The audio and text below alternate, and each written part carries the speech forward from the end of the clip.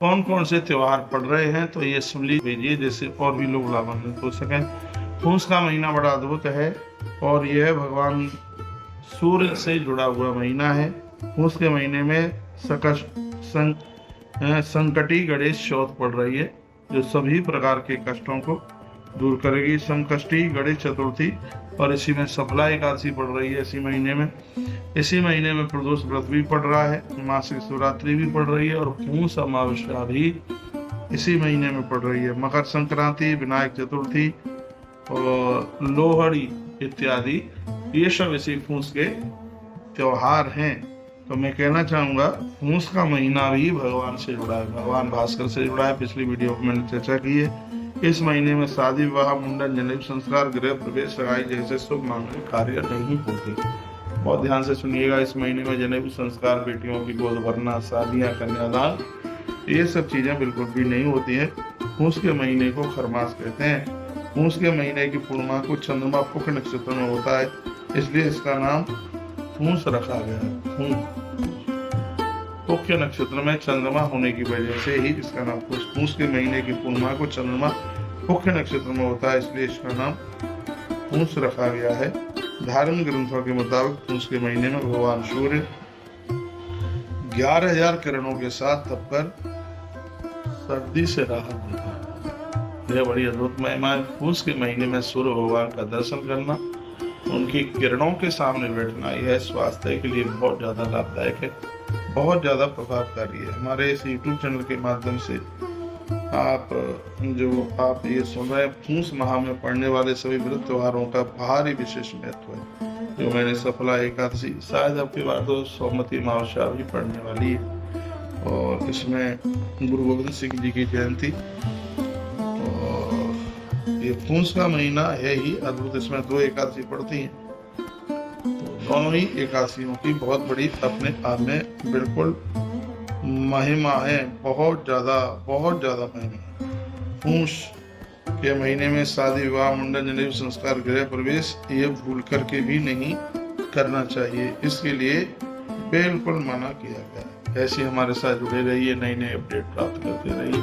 हमारा तपोवन न्यूज भी बड़ी अद्भुत जानकारियां देता है। लोग कह रहे हैं कि शाही स्नान कब के हैं, हम कब पहुंचे कुंभ में। तो अगली वीडियो में हम इस बात की भी चर्चा आपको कर रहे हैं कि शाही स्नान कब के हैं और कब आप पहुंच सकते हैं, और कुंभ में जाकर के क्या क्या करना चाहिए, क्या के।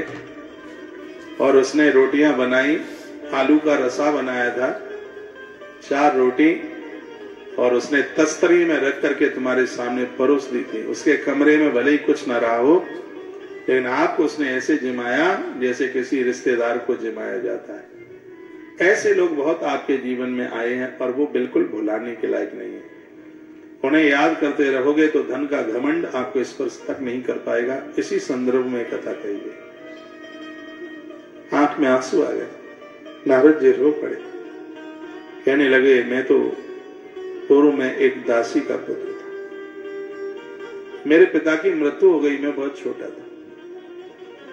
पति के बिना नारी को, बच्चों को पालना बड़ा कठिन हो जाता है। उस कष्ट को तो झेल ही रही है, लेकिन ये देवर जेठ हैं, ये नहीं जीने देते, अड़ोसी पड़ोसी ये नहीं जीने देते, तो बड़ी उंगलियां उठाते हैं। बिना पति के नारी को जीवन जीना बड़ा मुश्किल होता है। मैंने महाभारत में मां कुंती को रोते देखा, उन आंसुओं के साथ। वह नारी बड़ी अपमानित हुई जिसकी पुत्र वधू का अपमान भरे उस दरबार में, उस घर में हुआ। कितना बड़ा अपमान हुआ, बेचारी को पति नहीं है। आज नारद रो पड़े कि मेरे पिता नहीं थे, मेरी मां एक ब्राह्मण के घर में काम करने को जाती। थोड़ी सी मुझे समझ आई, नारद कहते हैं मैं भी मां के साथ जाने लगा।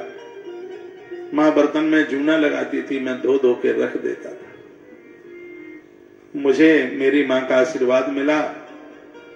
मां मेरी इतनी सीधी थी, मुझे कंठ से लगाती, मेरे कपोलों को सहलाती और मुझे कहती बेटा तू तो मेरा राजा बाबू है।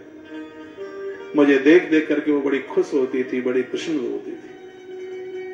भगवान व्यास को नारद सुना रहे हैं अपना पूर्व चरित्र। कहते हैं कि उसी नगर में, उसी गांव में एक बार जमात आ गई महात्माओं की मंडली आई चातुर्मास करने के लिए, चौमासा करने के लिए, और उसी गांव में रुके।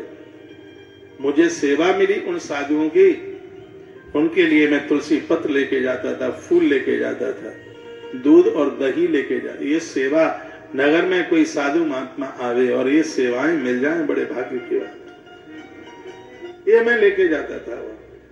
संत बड़े अच्छे थे, संत तो विनम्र होते ही। मैं उनके चरणों में बैठा होता था। दोपहर को वो भोजन करते थे, पत्तल में उनकी जूठन बजती, उनकी अनुमति लेके प्रसाद रूप में मैं उसे पाता। जिस समय वो कृष्ण की कथा कहते थे, झरझर आंख में आंसू निकलते। एक दिन उन्होंने भगवान गोविंद की कथा सुनाई। तो कह रहे थे कि पूतना विष देने के लिए आई, भगवान ने मां जैसी उसको मुक्ति दे दी। मैं तो इतना रो पड़ा कि मेरी आंख के आंसू बंद ही नहीं हुए। साधुओं ने मुझे अपनी गोद में बिठाया, मेरे आंसू उन्होंने पहुंचा।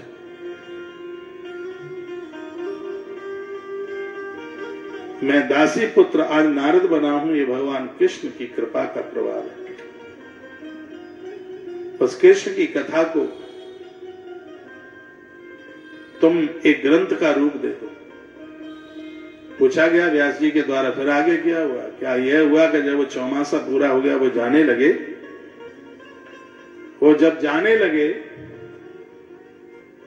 तब मैंने उनका पीछा किया, कहा गुरुदेव हम आपके बिना नहीं रह पाएंगे। तो उन्होंने मुझे एक मंत्र दे दिया, प्रद्युम्नाय निरुद्धाय नमः संकृष्णाय च। कहा इस मंत्र का जप करते रहिएगा,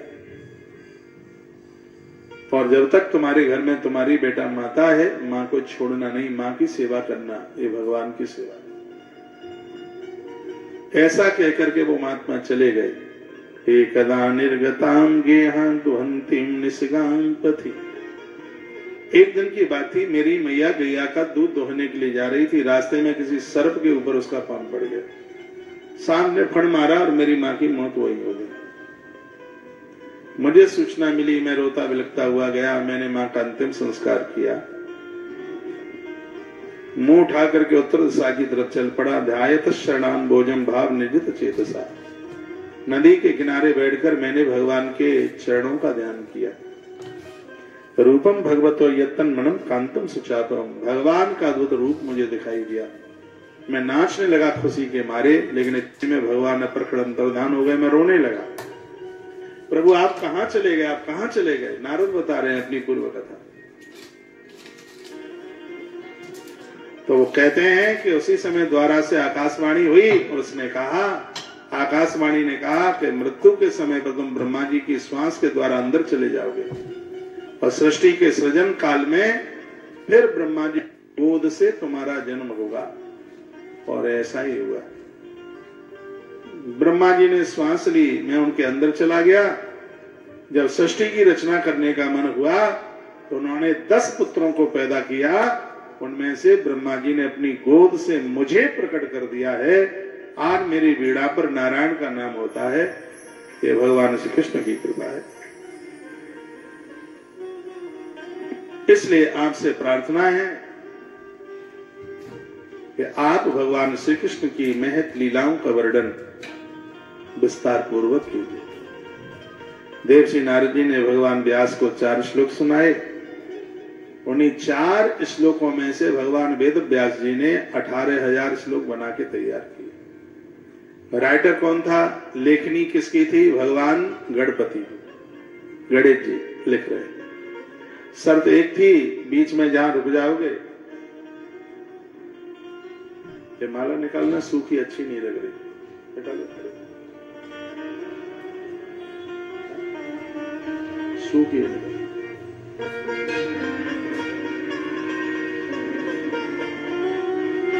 बोली बांके बिहारी लाल की, श्री हनुमान जी महाराज की जय जय श्री राधे। बड़ी अद्भुत कथा कही जा रही है। ब्रह्मण ध्यान सरस्वती आश्रम पश्चिमी तटे सम्या प्रासित प्रोक्त ऋषिणाम सत्ववर्धन। बद्रीनाथ भगवान से 4-5 किलोमीटर आगे जगह सम्या प्रास नाम का स्थान है। वो स्थान आपने देखा, यदि बद्रीनाथ गए हों वहां पर लिखा है भारत की चाय की अंतिम दुकान, वहां पर लिखा है, एक जगह लिखा है, मैंने देखा। भगवान व्यास की गुफा इधर है, गणेश जी की गुफा इधर है। गणेश जी ने कहा भागवत तो लिख दूंगा, शर्त यह है कि जहां भी तुम रुक गए तो मैं चला जाऊंगा। भगवान व्यास ने कहा तो मेरी भी शर्त सुन लो, मैं जो भी बोलूं जब तक उसका अर्थ ना निकाल लो तब तक लिखना नहीं है। शर्त स्वीकार की गई। भगवान वेद व्यास इतना क्लिष्ट शब्द बोलते हैं, गणेश जी उसका अर्थ निकालते हैं, तब तक भगवान व्यास 50 अक्षर बना के तैयार कर देते हैं। भागवत में विद्वान की परीक्षा हो जाती है, विद्यावताम भागवत परीक्षा। आजकल तो भागवत बड़ी सरल हो गई है, कुछ कीर्तन तैयार कर लो, कुछ कहानी स्टोरीज तैयार कर लो, कथा हो जाती है। छोटे छोटे छड़ंगी से बच्चे कथा कर रहे हैं, मैं विरोध नहीं कर रहा हूं धर्म का विस्तार, लेकिन फिर भी अध्ययन करके कथा कही जाए तो ज्यादा बढ़िया। पढ़ाई करके कम समय में पकी हुई फसल भी टिकाऊ नहीं होती, तो कम टाइम में वक्ता बने हुए टिकाऊ कैसे होंगे? वही रटन तू बातें, यहाँ की वहां, यहाँ भी वही, फिर वही, फिर वही, फिर वही। इसलिए हम तो गुरुकुल के बच्चों को कहते हैं कि पहले खूब पढ़ाई करो, खूब अध्ययन करो। अध्ययन करके कथा करोगे तो पूरी दुनिया तुम्हारे पीछे होगी, और तुमने बिना अध्ययन की कथा की तो इन सेठों की चापलूसी तुम्हें करनी पड़ेगी। कथा करा लो जी, कथा करा लो, पोथन्ना सिर पर रख के आए, फिर तुम्हें इनके पीछे पीछे चलना पड़ेगा। फिर ये कहेंगे कि ब्राह्मण तो मारे मारे गली गली डोल रहे हैं, खाने को रोटियां भी नहीं है, हमसे आकर के कहते हैं हमारी कथा करा लो। बिना अध्ययन के, बिना योग्यता के यही होगा। इसलिए ये कथा तो योग्य बनकर तीनों कालों में वक्ता संध्या करे, भोर में जल्दी जागे, उसके पास आकर्षण हो, उसे तो कहीं जाने की जरूरत ही कहां है। मंद्र का भगवान कहीं किसी के पास नहीं जाता, वो स्थान पर पुजता है, वो अपने उसी स्थान पर पुजता है। जिसको जरूरत हो तो जाए खाटू श्याम, जाए सालासर, जिसको जरूरत है वो कहीं किसी के यहां चल के नहीं आवेगा। इतने सभ्य बनिए, इतने संस्कारी बनिए, इतनी तपस्वी बनिए, जिसको जरूरत है वो सब तुम्हारे पास आवे, तुम्हें किसी की लल्लू पंजी करने की जरूरत ना पड़े। इतने योग्य बनिए, इतनी पढ़ाई कीजिए, इतना अध्ययन कीजिए। घोड़े को छोड़ दिया जाए, घुमाया ना जाए तो उसके पांव पंगे हो जाएंगे, फिर जाएंगे। रोटी ना घुमाई जाए तो वो भी जल जाएगी। और मैं तो कहूंगा विद्या भी बार बार उसको अध्ययन न किया जाए तो भूल जाएंगे, भुलक्कड़ स्थिति हो जाएगी। इसलिए अध्ययन होना चाहिए। विद्यावताम भागवत परीक्षा, विद्वान की परीक्षा भागवत में होती है। भागवत से अर्थ कमाना तो बहुत ज्यादा सरल है, लेकिन भागवत का अर्थ लगा लेना बहुत बड़ी बात है। आजकल सप्लीमेंट्री वाले ज्ञान देते हैं भागवत का, सप्लीमेंट्री वाले, पूछो ही नहीं ऐसा ज्ञान। वो ज्ञान अपने ऊपर लागू नहीं होता। तमाकू छुड़ाने की बात करोगे तो पहले ये देखो कि खुद तो नहीं खाते हो। चाय छुड़वाने की बात करोगे तो पहले देखो खुद तो नहीं पीते हो, नहीं तो पर उपदेश कुशल बहु तेरे वाली बात हो जाएगी।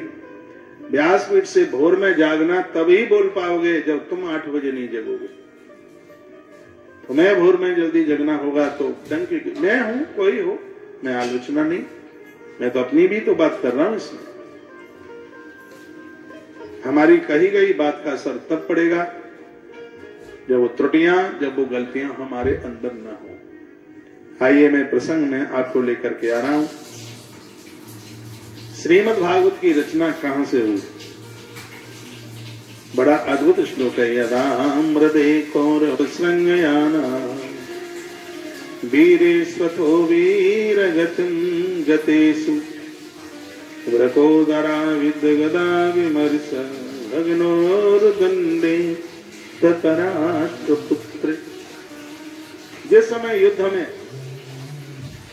कौरवों की सेना मरी पड़ी हुई थी, बस दुर्योधन को श्वास ही ले रहा था, उस समय द्रोणपुत्र अस्वस्थ आया और आकर के बोला कि कल प्रातः का मैं सूर्य उगता हुआ नहीं देखने दूंगा। और भर्तु प्रियम द्रोण ऋतिष्म पश्यन, द्रोण के पुत्र ने देखा अपने मित्र को, उसने प्रतिज्ञा कर डाली और पांडवों को मारने के लिए चल पड़ा। लेकिन जाकू राखे साइया मार सके नहीं कोई, बालन बाका कर सके चाहे जगवेरी हो। जिसको बचाने वाला भगवान है उसको कोई मार नहीं सकता। क्यों कि राम सिया भजीना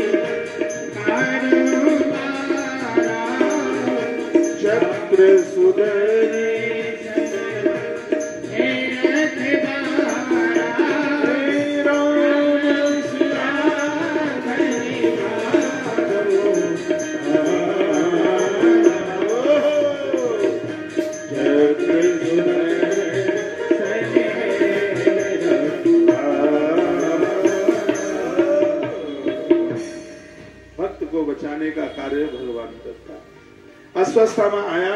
पांचों बच्चे द्रौपदी माता के सो रहे थे। पांडव भगवान के कहने से गंगा किनारे चले गए। गंगा भक्ति का किनारा है। संत महापुरुषों के भगवंत के कहने से जिस दिन भोगों के बिस्तर छोड़कर भक्ति की गोद में पहुंच जाओगे, काल का स्वरूप अस्वस्थता में पराजित हो जाएगा, परास्त हो जाएगा, वो कुछ बिगाड़ नहीं पाएगा। लेकिन बिस्तरों पर बच्चे सोते रह गए। इसने तलवार निकाली और इसको 5 प्रहार करने की जरूरत नहीं पड़ी। इसने तलवार कृपाण निकाला और एक ही प्रहार बड़ी जोर से यूं 5 बच्चों की हत्या हो गई। मस्तिष्क लेकर दुर्योधन के पास चला और कहने लगा, ये लो मेरी प्रतिज्ञा पूरी हो गई। दुर्योधन ने कहा कि भीम का मस्तिष्क मुझे दे दे, जिसने मेरे भाई दुशासन की छाती को चीरा। तो जो भीम के पुत्र का मस्तिष्क था, मस्तिष्क हमेशा पिता से मिलता है, पाम हमेशा माता से मिलते हैं, कभी भी देख ले। क्योंकि नाभि के नीचे का हिस्सा है बच्चा का, वो माँ के द्वारा है। नाभि के ऊपर का जो हिस्सा है वो पिता के द्वारा है। इसलिए पिता की देखरेख में बच्चे विद्वान और माँ की देखरेख में बच्चे चरित्रवान बन जाते हैं। माँ की देखरेख में बच्चे चरित्रवान बनते हैं और पिता की देखरेख में बच्चे विद्वान बनते हैं। माँ की ढील हो गई, बच्चे दुष्चरित्री हो जाएंगे। रावण के पास चरित्र नहीं था, विद्वता थी। क्यों? पिता बढ़िया था, माँ ठीक नहीं थी। माँ के बिना चरित्र आ ही नहीं सकता। चरित्र तो माँ के द्वारा आएगा। तो रावण के पास विद्या है क्योंकि पिता है विश्ववा, बहुत विद्वान है, ऋषि है। तो 4 वेद उसको कंठस्थ हो गए। चरित्र नहीं था क्योंकि माँ ठीक नहीं थी ना। इसलिए धरती पर माताओं का तो बहुत अच्छा होना जरूरी है। आप चाहे डॉक्टर, कलेक्टर, थानेदार, जो चाहे सब पैदा कर दें आप, नारी का मातृ शक्ति का बढ़िया होना बहुत ज्यादा जरूरी है। कल मैं बोल रहा था, केसर के लिए कश्मीर चाहिए, अच्छी औलाद के लिए अच्छी मां चाहिए।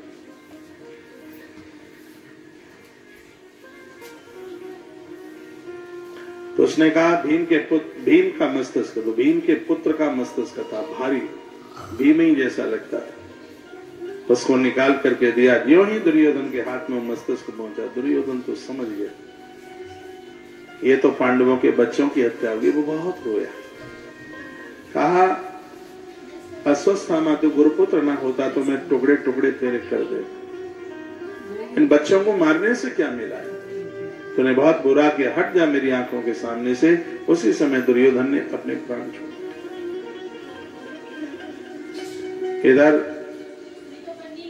इधर ध्यान दीजिए। रात निकली, प्रातः हुआ, भोर हुआ, तो माता द्रौपदी ने डेरों में क्या देखा? माता शिशूनां निधनं सुतानां निशम्य घोरं परितप्यमाना तदा रुदधवास्व कलाकुलाक्षी तां सांत्वयन्नाह किरीटमाली। निधनं सुतानां, बच्चों के निधन पर कुकर पक्षी की तरह माता बिलख रही थी। रोने की आवाज, गांडीव मुक्तैव सखे रूपांग, धनुष बाणों हाथ में संभालते हुए उसी समय वहां पर पार्थ और कृष्ण दोनों का आगमन हुआ। बच्चों की हत्या देख करके बड़ा कष्ट हुआ, रो पड़े, आंख में आंसू आए। और अर्जुन ने उसी समय गांडीव उठाया और पीछा किया और आवाज लगाई, बाजू में ताकत है तो रुक जा। कृष्ण पीछे पीछे चल रहे थे। भक्त को भगवान अकेला छोड़ते ही नहीं, पीछे पीछे भगवान चलता है। अश्वत्थामा ने देखा अर्जुन मारने के लिए आ रहा है, वहीं से उसने एक ब्रह्मास्त्र चला दिया। अश्वत्थामा ने ब्रह्मास्त्र पार्थ के पास तक आया। अर्जुन भगवान की स्तुति करने लगे, कहने लगे, कृष्ण कृष्ण महाबाहो भक्तानां भयंकर त्वमेको दयमानानां अपवर्गोऽसि संस्कृते। हे गोविंद, तुम सच्चिदानंद स्वरूप परमात्मा हो, तुम्हारी शक्ति अनंत, तुम ही भक्तों को अवैध दान देने वाले हो। मैं आपकी शरण में हूँ। जो संसार की दधकती हुई आग में जल रहे हैं, उन जीवों को उबारने वाले एकमात्र तुम ही हो। जो संसार की भवाटवी में जितने लोग जल रहे हैं, उन सबको बचाने वाले आप। हम आपकी शरण में आए हैं, हमारी रक्षा कीजिए। गोविंद ने कहा, यह धूर्त ब्रह्मास्त्र चलाना जानता है, लेकिन ब्रह्मास्त्र को वापस करना नहीं जानता। इधर से तुम ब्रह्मास्त्र का प्रयोग करो। अर्जुन ने ऐसा ही किया। दोनों ब्रह्मास्त्र आपस में टकराए, अपने अपने स्थान को चले गए और दुर्योधन के मित्र अश्वत्थामा को अर्जुन ने एक पशु की तरह बांध दिया। पकड़ करके घसीट करके डेरों में लेकर के आ। माता द्रौपदी ने देख लिया, दूर से ही देख लिया, रो पड़ी। अर्जुन को कहने लगी, मेरे नाथ, इसको मारने से मेरे पुत्र जीवित नहीं हो जाएंगे। लोग कहते हैं महाभारत का युद्ध द्रौपदी ने करा दिया। इस नारी का अपमान मत करो, ऐसा कहते। जितना कष्ट, जितना अपमान माता द्रौपदी ने सहा है, शायद किसी काल में कोई नारी सहन कर पाई है। द्रौपदी जैसा जो अपमान हुआ, वो द्रौपदी से पहले नहीं हुआ, कभी किसी नारी का बाद में भी नहीं होगा। जो कहते हैं कि द्रौपदी ने युद्ध करा दिया, घर की स्त्रियों से लड़ते हैं, कहते हैं ये तो छोटी सी बात है कि तू इस घर में युद्ध करा दे। ज्यादा तरह से हमारी इन बहनों को बड़ा बदनाम इस पक्ष में किया जाता है। भाई भाइयों में नहीं बनती तो भी उसी बेचारी का नाम आएगा। जब से तू आई है इस घर में, तब से 9-6 का आंकड़ा हो गया इसमें। लड़ बो रहे हैं, बदनाम उसको बेचारी को कर रहे हैं। कहते तूने हमारे घर का चौपट कर दिया, तूने हमारे घर, तुमने तो मैं बोल रहा हूं, तो तूने हमारे घर का चौपट कर दिया, सबको अलग अलग कर दिया।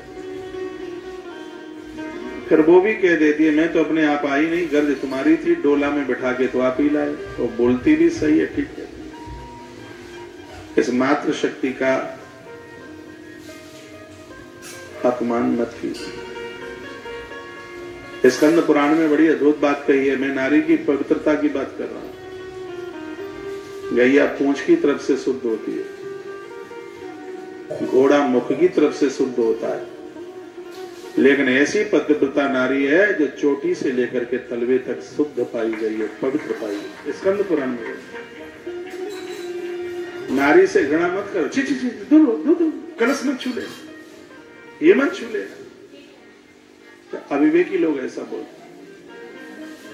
गैया मैया की सिर्फ पूंछ बहुत पवित्र है, घोड़े का मुख पवित्र है, बकरी का मुख पवित्र है, लेकिन ऐसी मातृशक्ति, ऐसी नारी है जो चोटी से लेकर तलवे तक पवित्र है, अत पावन है। स्कंद पुराण में भगवान व्यास ने ऐसा लिखा। और ऐसी नारी का अपमान यह समाज को बिल्कुल ठीक नहीं लगता। कहते द्रौपदी ने युद्ध करा दिया, तूने भी हमारे घर में सब युद्ध के बीज बो दिए। ऐसी ये नारी है जिसको जन्म से लेकर के जब तक दुनिया की यात्रा नहीं हो गई, इसकी छोड़ के नहीं गई, तब तक उसको सुनना पड़ा। पहले कुंवारी थी, पियर में माँ की बहुत सुनी, तू ऐसी है, तू ऐसी है। पापा ने भी बहुत कुछ कहा। बेचारी सुसुक सुसुक करके कमरे में रोती रही, किसी को जवाब नहीं। डोली में बैठ करके गई, ससुराल पहुंची। यहां भी उसको सुनाने वाले बहुत हैं।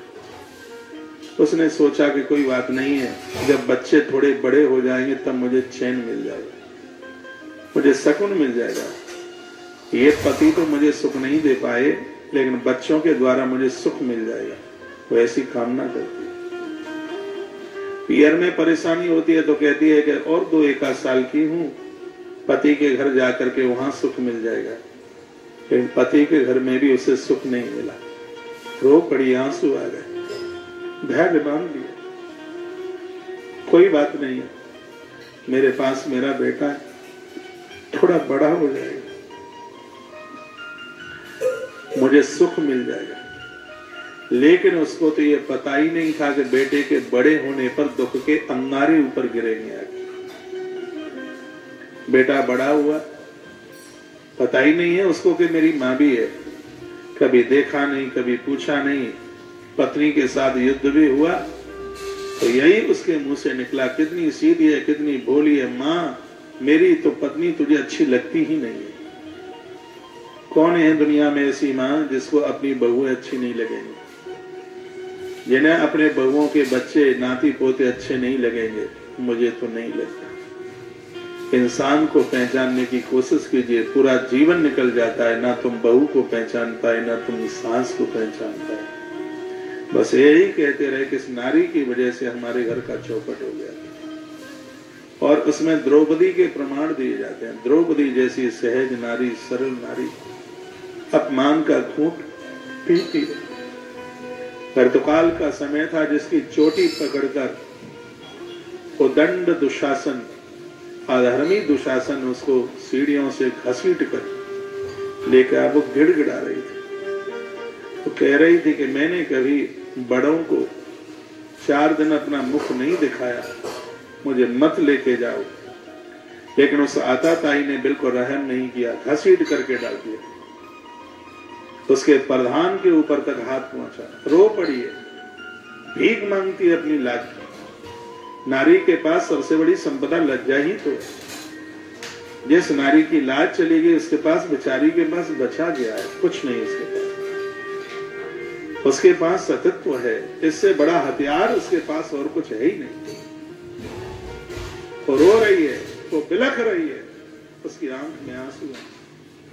कभी पिता में भीष्म की तरफ बोलती है, मेरे पिताजी कहते थे हस्तिनापुर में एक गंगा पुत्र है, काल भी जिसका सामना नहीं कर सकता, पितामह मेरी रक्षा करो, पितामह मुझे बचा लो। कभी कुलगुरु कृपाचार्य को कहती है, तुमने अपने उद्दंड शिष्यों को यही सिखाया, आज यह मुझ नारी का अपमान करने को चल पड़ा है, आप इसको सभ्यता नहीं दे पाए। और फिर वह अंधे राष्ट्र से कहती है बड़े पिताजी, मैं तो अभी तक यही समझ रही थी कि हस्तिनापुर की जो गद्दी है वो अंधी है, लेकिन आज मुझे पता चला ये अंधी के साथ ये गद्दी पहरी दी है, जहां मेरी बात सुनी नहीं जा रही। इतना बड़ा अपमान माता द्रौपदी का हुआ है। पर वही द्रौपदी आज अर्जुन को क्या कह रही है? ये युद्ध पूरा हो गया था तब की बात है, पूरा ही सा था युद्ध, बस निर्णय पर युद्ध पहुंच ही गया था, उस समय की बात। इस चरित्र में द्रौपदी की हकीकत का पता चलता है, ये नारी कितनी सहज थी, कितनी सरल थी। कहती है मुच्यताम मुच्यताम ऐसा ब्राह्मणो नितराम गुरु उवाच चासहन्त्यस्य वन्दनानयनं सती। तो रो के कहने लगी, इसकी मां अनाथ है, गुरु माता का पति यानी हमारे गुरुजी दुनिया छोड़ के चले गए हैं, वो बेचारी इसके भर्व से जीवन जिएगी। तो अपने पति अर्जुन को कहती है, क्या इस अश्वत्थामा को मारने से मेरे पुत्र जीवित हो जाएंगे?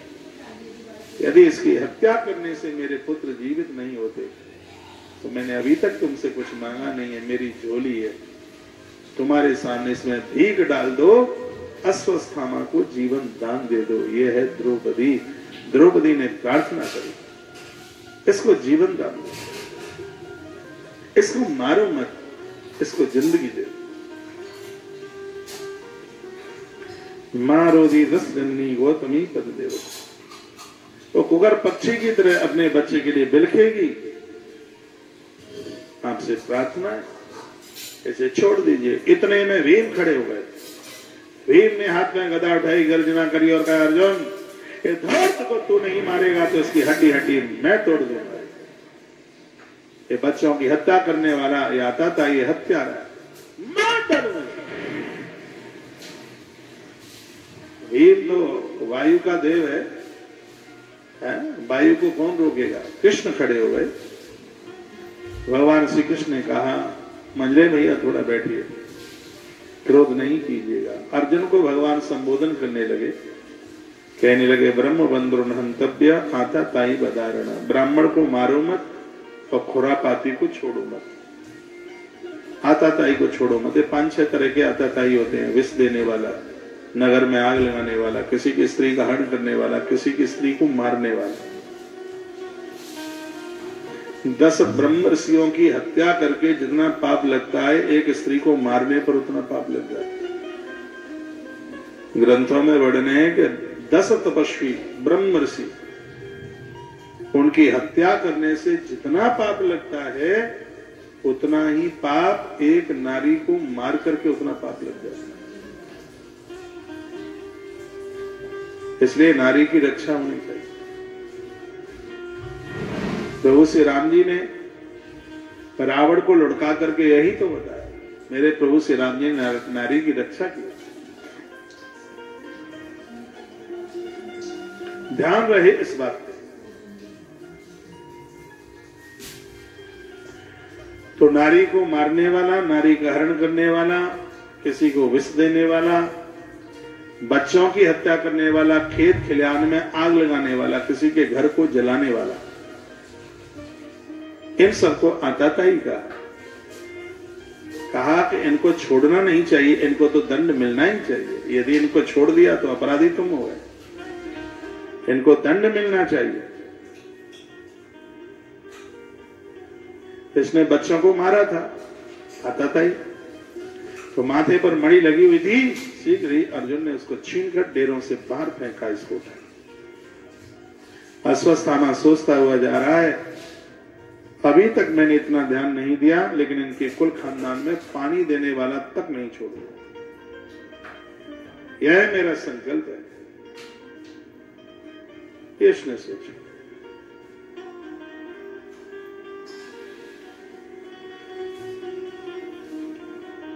और इसने प्रतिज्ञा करी ली। कौन है?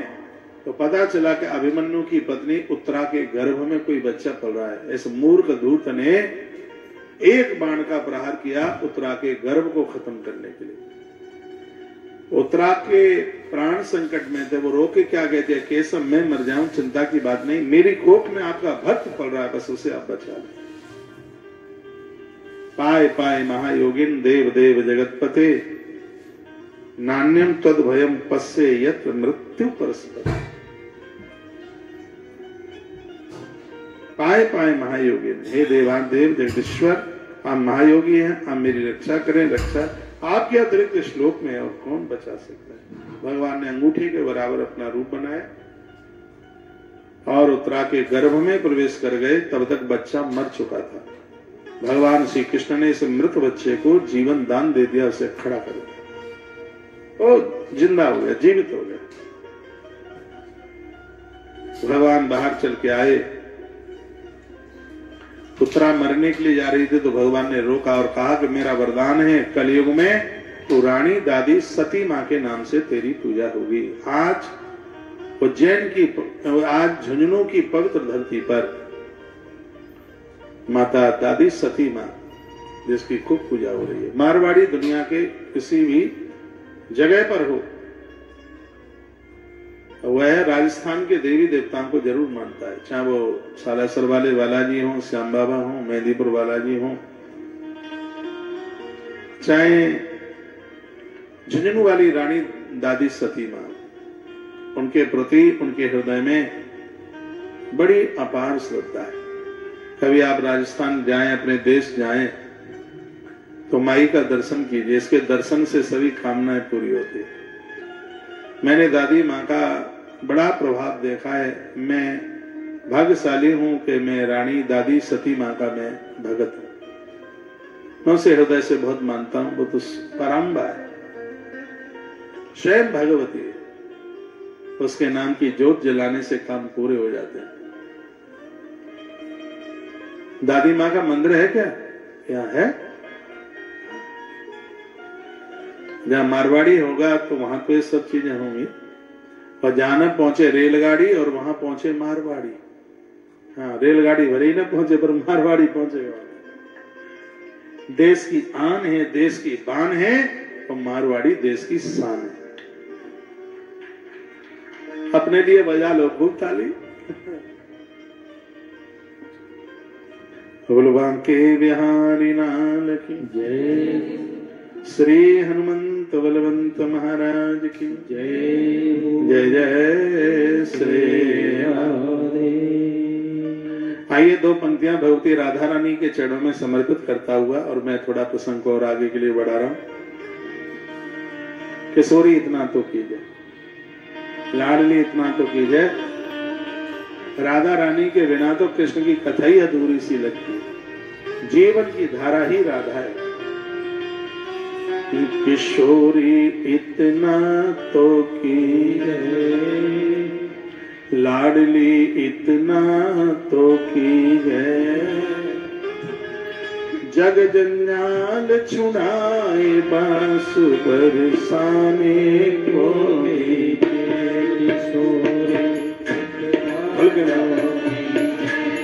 लाडली इतना तो कीजिए।